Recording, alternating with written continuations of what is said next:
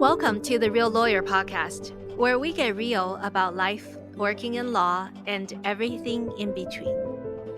We have a very special guest with us today, Mr. Wayne Outten. Wayne is a true giant and a trailblazer in the field of labor and employment law, and we are truly honored to have him on our show.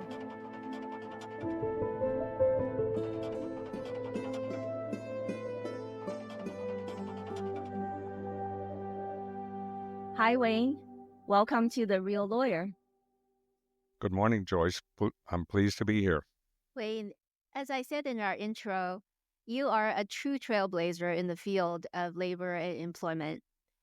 You are the chair and founding partner of Outten and Golden, an employment law firm you established in 1998, and you've built it into the top U.S. law firm that's dedicated to representing employees.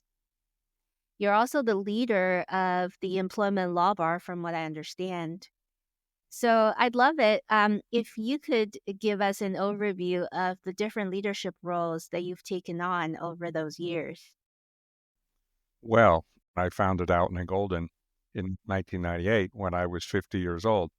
But before that, I was involved in creating a number of other important institutions.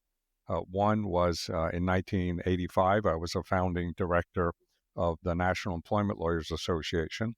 And I was on the founding board of that organization for 11 years. And then in 1986, I founded the New York affiliate called the National Employment Lawyers Association of New York. I was the president of that affiliate for 16 years until 2002. And we built it into a very important and powerful and impactful bar association in the New York area, including many great programs and activities. In 1994, I was co-founder with Paul Tobias, who was the principal founder of NELA, of a not-for-profit organization called Workplace Fairness. And Workplace Fairness was created to educate workers about their rights and to advocate for improved employment rights. And the principal activity of Workplace Fairness is a website called workplacefairness.org, which is a comprehensive free website setting forth in plain, non-jargon English the rights that workers have nationally and locally. And in addition, I was and am an active member of the ABA Labor and Employment Law section for more than 40 years. And 10 years or so ago, I was the chair of that section, and I continue to be active in that section. Wow. Thank you. That's so impressive. You've been a leader in the labor and employment area for many decades. So we're truly honored to have you on our show. I want to spend some time really delving into the story of Outten and Golden. But before we get to that, I'd love to first learn more about where you grew up and what shaped you and led you to law school in the first place. Well, that, of course, is a long story. I had the good fortune to be raised in a wonderful little town called Pocomoke City, Maryland, in the lower part of Worcester County, Maryland. My family has lived in this county for 350 years. They've all been farmers until my father's generation. And that's where I live now. After 50 years in New York, I have moved back to Worcester County. And as I tell people, I returned to my roots. I had the good fortune to grow up into a wonderful, large family. I have 40 first cousins, and I'm the oldest of 5 children. And my parents were wonderful folks. And but it was, of course, a small town, and I got a fine education, but it was somewhat sheltered in many ways. And then I went off to college in 1966 to Drexel University in Philadelphia. Mm-hmm. And I was destined to get a business degree, which I did, and I was supposed to go back into the family business in Pocomoke City. My father and several brothers of his had created, after World War II, a chain of furniture, appliance, and carpeting stores on the Delmarva Peninsula, and I was supposed to take over as the oldest son of my father's store. But Um, the late 60s were a tumultuous time. I was paying attention to what was happening in the world while I was in college. There was the civil rights movement, very active, the anti-war movement. Martin Luther King was assassinated, Robert Kennedy was assassinated, and that and other things while I was in college opened my eyes to a much broader perspective about things. And I gradually decided that returning to Pocomoke City and running the family business was not really what I wanted to do. I wanted to find a way to do something socially useful and helpful beyond selling furniture.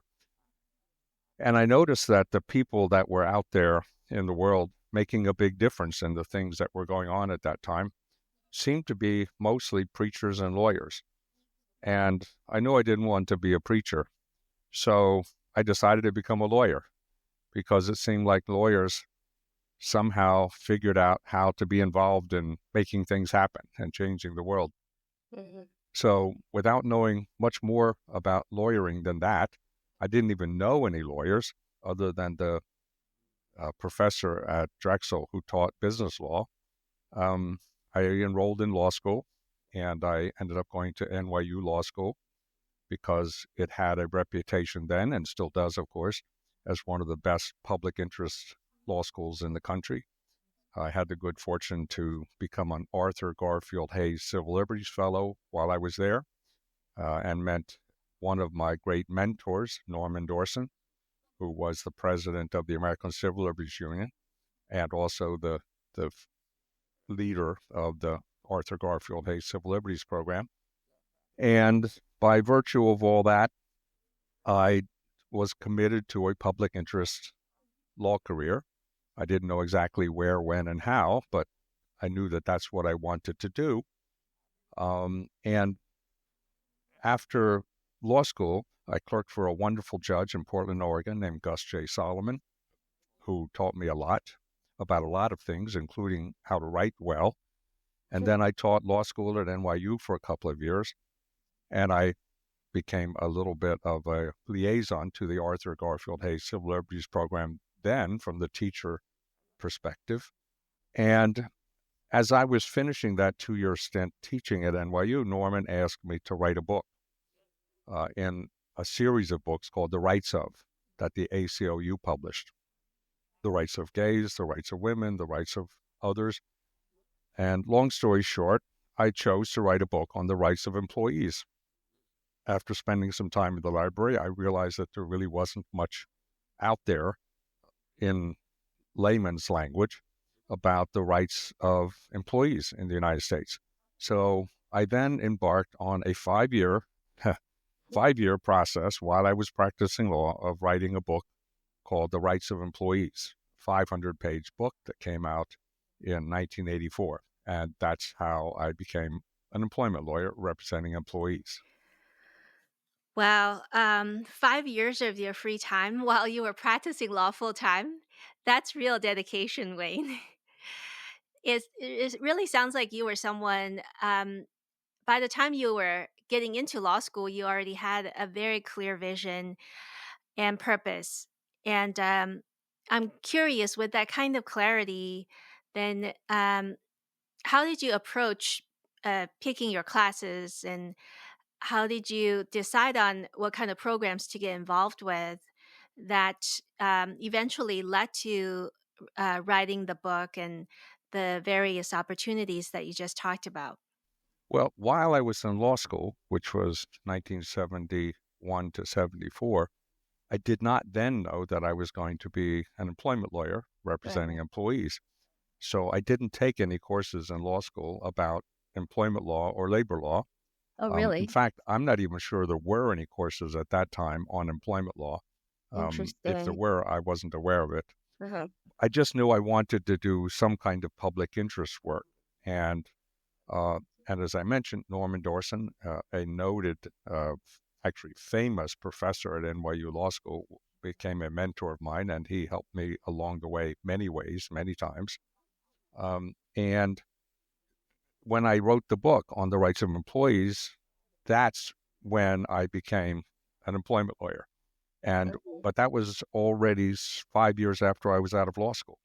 Mhm. So that didn't influence the courses I took in law school. What I did take in law school was courses about civil litigation, um, anticipating that whatever I did in the public interest arena, I would probably be doing lots of litigation, and related courses, of course, like evidence and civil procedure, and some courses on negotiation and things like that.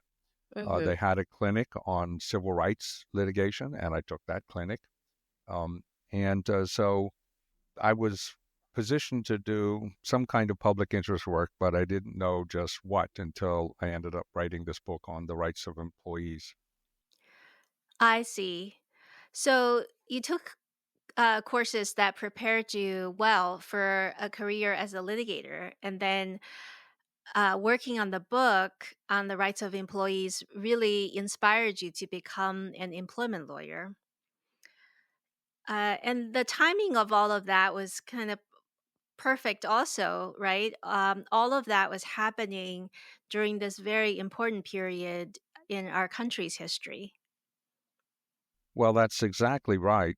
Before, before 1964, for sure, there was no body of law called employment law at all.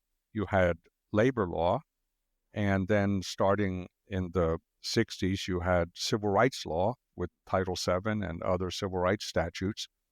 And there was an overlap in the area of employment law because, of course, the Title VII covered um, discrimination in employment, among other things. And then gradually during the 70s, this new field of employment law began to take shape. There was the age discrimination law of 1967. There was ERISA in 1974. There were other statutes, and then states started passing statutes, anti-discrimination statutes. Actually, some of them already had. New York had an anti-discrimination statute back in the late 50s, I think. And also, parallel to all that, there was a lot of activity in the state courts about exceptions to employment at will, because the baseline in employment until the 70s, without any substantial question, was employment at will in every state in the country. And so lawyers around the country started challenging employment at will in the courts on various grounds. I won't go into the details of all that. And I did that in New York. In fact, I brought one of the last big cases in New York. It was against Sterling Drug Company, Sabate versus Sterling Drug Company, which I lost in 1987. That was the last of the cases in the chain of cases in New York of challenging employment at will, and we lost all those cases.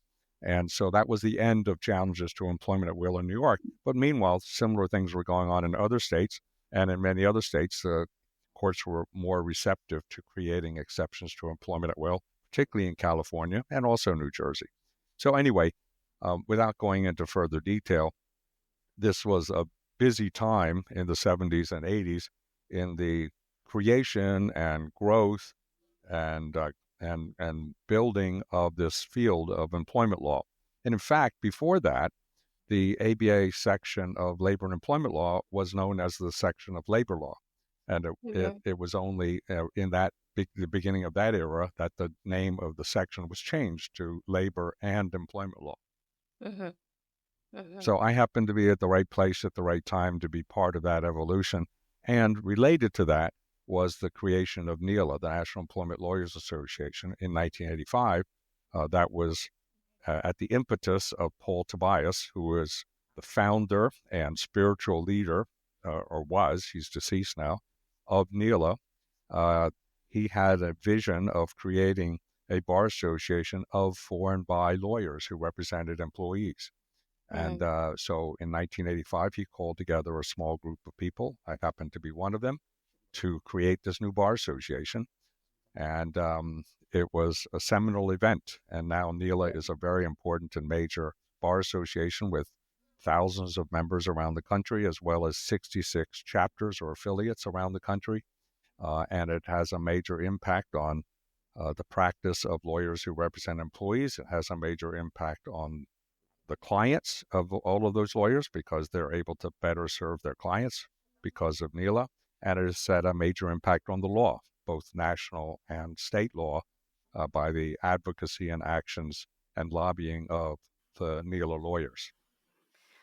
Well, how exciting it must have been to be at the right place at the right time, as you said, to be part of the revolution. The legal landscape of labor employment law was quickly evolving, and there you were, a young lawyer with all the right talent who had heard the calling to hone your skills and become a leader in this field, right? So then, with the writing of the book on the rights of employees, was that the turning point for you to start representing employees exclusively? Have you actually worked on any cases for employers since you wrote the book? Well, I confess, in the very early '80s, I did represent a few employers from the firm that I was then an associate and eventually a partner of. I had the really good fortune in 1979 to get hired as an associate at a firm called Lankenau, Cudmer and Bickford. And again, Norman Dorson played a key role because I was complaining to him that I was looking for a great liberal, civil rights oriented law firm, and I couldn't find it. And he said, I have just the place for you. And he steered me to the law firm where his wife, Harriet, was an associate. And I was the sixth lawyer in the firm. And I practiced with Harriet and Lankenau, Cudmer, and Bickford, who were wonderful people. And it was a civil practice, a lot of litigation in the civil side, including a major area of practice being media law, representing broadcasters and newspapers and magazines. And I did practice in the field of media law with them. Victor Cudmer was the leader of that practice. And I did litigate all kinds of matters for media companies, including defending a few of the media companies in the early days in the area of employment law. But that gradually ended because I decided I just wanted to represent employees. But I stayed with that firm, a wonderful firm with wonderful lawyers, and I love the lawyers there, and they're still good friends, until 1998, almost 20 years.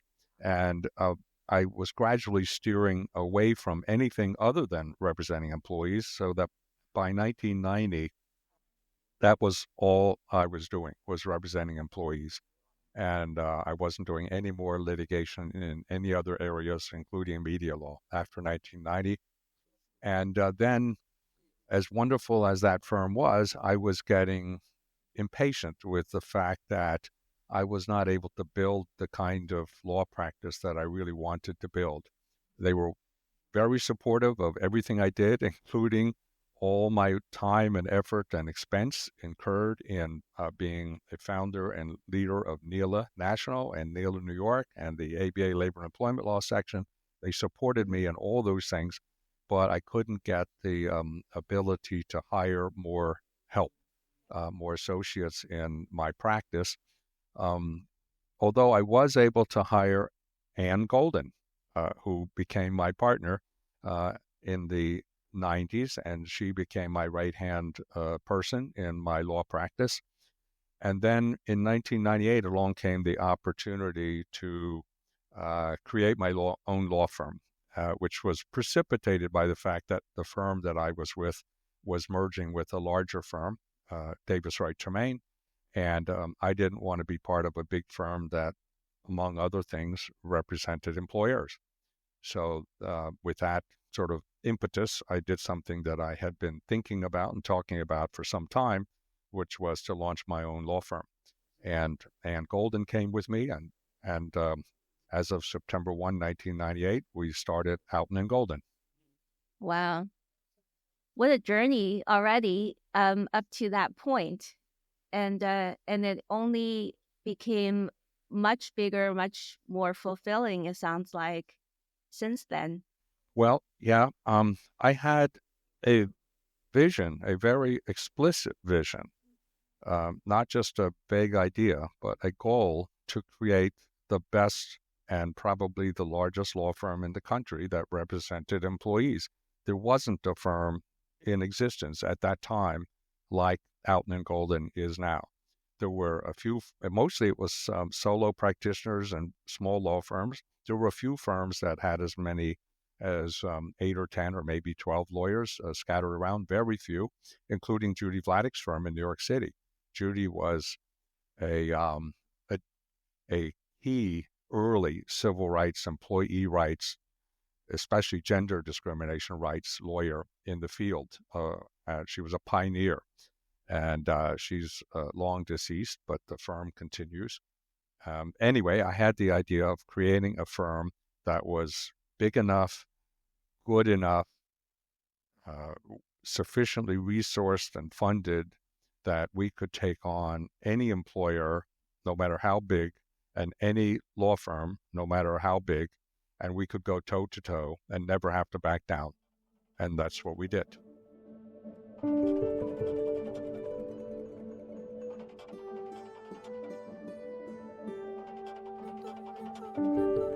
Thank you so much for listening to part 1 of my conversation with Wayne Outten. Tune in on Wednesday for part 2 to hear about the inspiring path Wayne took to turn his vision into a reality. Until then, be well and be happy.